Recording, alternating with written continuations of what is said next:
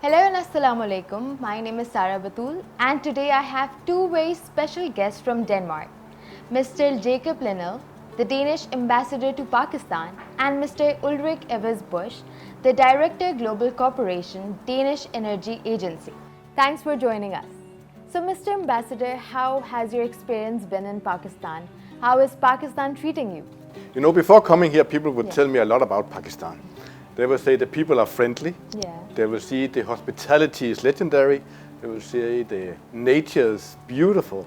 And they will say the food is fantastic. Yeah. And you know what? It's all true. Yeah. It has been a wonderful experience for me to be here for the first 2 months I've been here. Sir, my question is for you.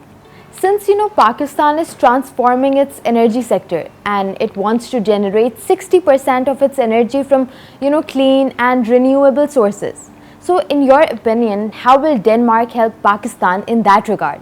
And what is this Danish energy transition initiative that we're hearing about? And what is the mission of this initiative in Pakistan? I would say that we are very happy that Pakistan has chosen this path and has these very ambitious targets, and the collaboration that Denmark has with Pakistan within the area of energy is targeted at just that. Denmark, 50 years ago, Denmark was close to 100% dependent on fossil fuels. We turned around the system, and our system today is mainly focused on renewable energy. And at around 2028, we will be 100%, or 100% of our electricity will come from renewable energy. And that transformation and that experience is exactly what our cooperation with Pakistan is about. It's about taking that knowledge and experience and put that at the disposal of Pakistan. Since Denmark is a global frontrunner in the green transition, and recently Pakistan and Denmark has entered into this green framework agreement, so how will Denmark help Pakistan achieve the net zero status? I think the agreement is important in the sense that I think it's very important that we work on many different levels at both government level, creating the right framework for this transition to happen. You need to have the regulation and legislation in place, also in order to create an investor-friendly environment. It's not only about the framework, but you also need to get the private sector involved. So bringing all of that experience into the picture is important, and by having a framework agreement which is anchored at government level, I think that shows the commitment of both Denmark and Pakistan to make that transition. Denmark and Pakistan, we're very good friends. Yeah. We have been partners for many years in many different sectors. Today we have this very important mission with Ulrik and his team from the Energy Agency to combat climate change. We all see climate change happening every single day. We see it very tragically here in Pakistan. We have seen the floodings recently, and also it's very important for me to send my sincere condolences, not only from me, but from Denmark to the victims, the millions of victims of these floodings. It's terrible, and we need to change our behavior. We need to have a more climate resilient, and we need to stop climate change for our children and our future generations. And we cannot do that on our own. We need to cooperate. Denmark cannot do it by ourselves. Pakistan cannot do it ourselves. So we need to work together. So, in your opinion, is the move to a more nuclear a good alternative, or should Pakistan look for more renewable mix? Pakistan need to work on all aspects. Yeah. They need to change the fuels so that they can shift from coal to renewable sources. That could be biomass, that could be wind, that could be solar. That is one way.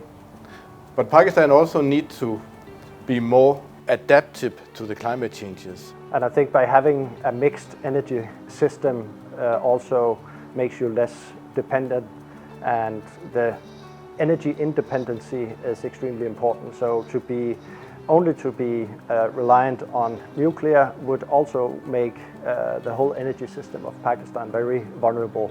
So an energy mix is the best solution, and Pakistan has the every possibility of just that. It was mentioned with hydro, solar, and wind. There are many options, and these options are actually the options with the least cost, looking at the overall picture compared to fossil fuels, especially right now when the prices of gas, oil has exploded. Sir, in your opinion, what do you think is the best technology, best clean energy technology being used by Denmark has good prospect of being effective in Pakistan? Looking at single technologies, Denmark is very strong within wind energy, both onshore and offshore. There are some installations already in Pakistan, so I would say that is a clear area of opportunity in Pakistan. But solar, of course, also with the climate that you have in Pakistan, a lot of sun, so it's obvious. And then with the hydro reserves that you have up north, so you have all the opportunities of creating a good energy mix in Pakistan. So since Pakistan and Denmark came into this agreement in 2021, and since there has been a change in the government, so did the agreement or the partnership face any kind of modifications in that regard? Yes, we also always try to be on top of the agenda, how we work between our two governments. Denmark, we are a small nation. We are a nation of traders and merchants and seafarers. We like globalization, we like to trade. We also like to trade with Pakistan. So we see a number of Danish companies being present here, doing good business in Pakistan. We also see Pakistani companies doing good business in Denmark. I hope that during my tenure here in Pakistan, we will see even more trade between our nations. So how is Denmark helping Pakistan tackle the floods? And would you please walk us through some contributions done by Denmark in this regard? Again, we are talking about the tragic floodings, the devastating floodings. I had the opportunity to see it with my own eyes. I went to the province of Sindh 3 weeks ago and see the terrible, terrible situation for the people living in that area. From Denmark, we are doing our best to support. Of course, we have international partners like the FN, like the UN, the EU, international NGOs. We also been fortunate that we have been able to provide a water treatment facility to provide clean water for many thousands of people. So we have a facility in the province of Sindh providing clean drinking water in the magnitude of 100,000 liters every single day. And it will stay there for a couple of months, and I'm very proud of that, even though I know it's a small drop in the ocean when we look at the needs that are in the region. Thanks for joining us. I hope that the collaboration between Denmark and Pakistan will turn out to be fruitful. That was all for today. Stay tuned. Allah Hafiz.